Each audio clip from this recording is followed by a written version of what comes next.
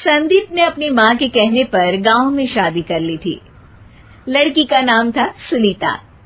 माँ का कहना था एकदम मॉडर्न बहू नहीं होनी चाहिए, लेकिन उन्हें नहीं पता था कि गांव से आने वाली बहू सुंदर सुशील तो होगी और उसको गांव से बाहर भी निकाल लाएंगे, लेकिन उसके अंदर का गांव कैसे बाहर निकलेगा। शादी के कुछ दिन बाद, माँ टिफिन तो देना जरा। बेटा अब तो स्कूल नहीं ऑफिस जाता है, माँ से नहीं अपनी बीवी से टिफिन मांगा कर। ओके माँ। सुनीता टिफिन ले आओ। जी लो टिफिन, इसके अंदर पिस्ता डाल दिया है। पिस्ता? पिस्ता क्यों? सास जी ने बोला था ना कि आपको पिस्ता बहुत पसंद है। ओहो, मैंने पिस्ता नहीं पास्ता बोला था, पास्ता। पास्ता? कहीं होता है पास्ता? अरे बेटी तू रहने दे, मैं बना दूंगी। अच्छा किया कि पाव भाजी बनाने का नहीं बोला, वरना किसी के पाव बना देती है। सुनीता को बुरा लगता है, लेकिन उसकी नादान हरकतें कम नहीं होती। ऐसे ही एक दिन, अरे तुमने ये क्या लगाया है? अरे आप वो फूस फूस करके लगाते हैं ना, वही। दियो? का दियो? किसको दियो? अरे वही ना जिससे खुशबू आती है। हाँ सही पकड़े हैं। अच्छा लेकर तो आना। कौन सा डियो लगाया तुमने? अभी लेकर आते हैं जी। संदीप की बात मानकर सुनीता अंदर से खुशबू वाला फुसफुस लेकर आती है। ओएमजी!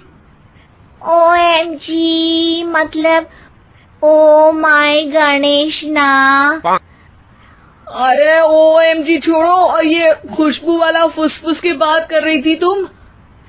हाँ इसी की, फिर से सही पकड़े हैं। अरे देवी, लेकिन आप सही नहीं पकड़े हैं, ये डियो नहीं है। डियो नहीं है तो क्या लियो है? अरे ये रूम फ्रेशनर है, जिसको कमरे में छिड़कते हैं, खुद पर नहीं। कोई बात नहीं, माँ कहती थी आत्मा किराएदार है, शरीर एक किराए का कर्म।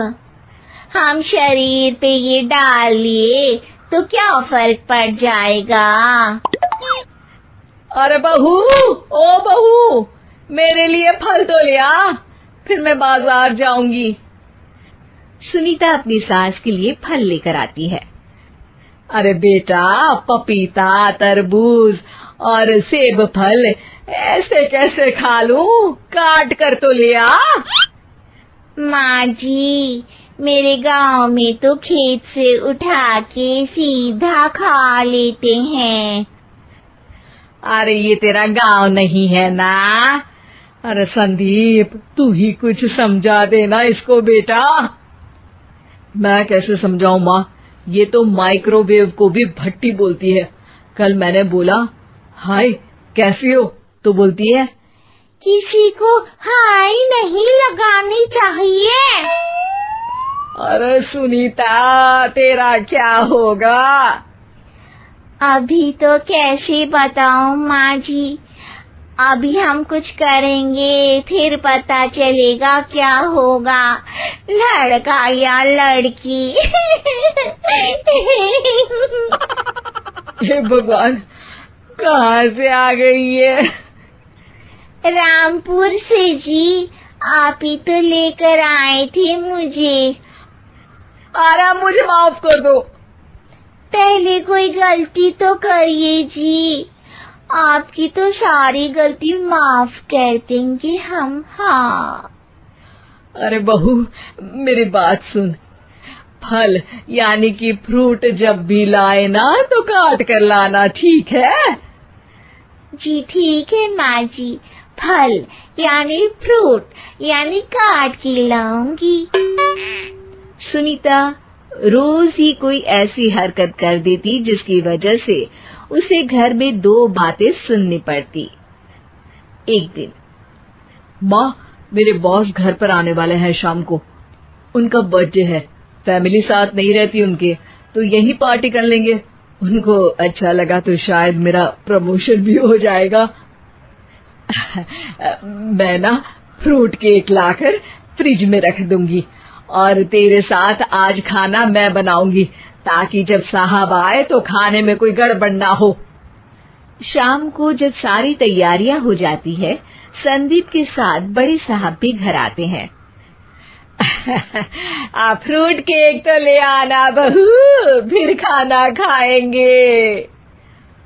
और इस सब की क्या जरूरत थी? आपने बुलाया वही काफी है। सर, आपका परिवार शहर में नहीं है तो हम ही आपके परिवार जैसे हैं सर। इतने में ही सुनीता फ्रूट केक लेकर आती है और बड़े साहब की टेबल पर रख देती है, और जैसे ही केक के ऊपर का बॉक्स हटाती है, ओह, ये क्या है? केक तो कटा हुआ है। मैं तो ऐसा नहीं लाई थी। आप मुझे शाबाशी दे सकती है माँ जी, मैंने ही केक काट दिया। आपने कहा था ना, फल यानी फ्रूट यानी हमेशा काट के लाना। तो फ्रूट केक भी तो फ्रूट ही है ना, तो मैंने पहले ही काट लिया। हूँ ना मैं समझदार। अरे बहू, ये क्या किया? केक हमेशा वही काटता है जिसका जन्मदिन होता है। तुझे एक बात भी समझ नहीं आती, एक नंबर की बेवकूफ है। पूरा माहौल बिगड़ चुका था। संदीप को लगने लगा था कि साहब उसे प्रमोशन तो दूर की बात है, कहीं डिमोशन ना दे दे। लेकिन साहब बीच में ही बोल पड़ते हैं। अरे कोई बात नहीं, ये इनकी बेवकूफी नहीं है, इनका भोलापन है। बेटा, आप कहाँ से हो? रामपुर गांव से। अरे वाह, गांव से?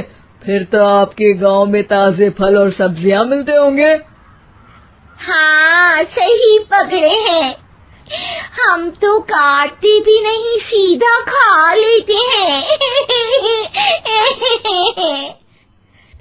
मैं ना एक बार तुम्हारे गांव घूमने जरूर चलूंगा। क्यों संदीप, ले चलोगे ना? मुझे गांव घूमना बहुत पसंद है। बस फिर क्या था, संदीप और सास दोनों खुश हो गए, क्योंकि साहब को सुनीता ने गांव की बात करके खुश कर दिया था। अब संदीप का प्रमोशन पक्का था। शिक्षा, कभी भी किसी भी गलती पर घबराना नहीं चाहिए। हो सकता है कि उस गलती की वजह से आगे बड़ा फायदा हो जाए।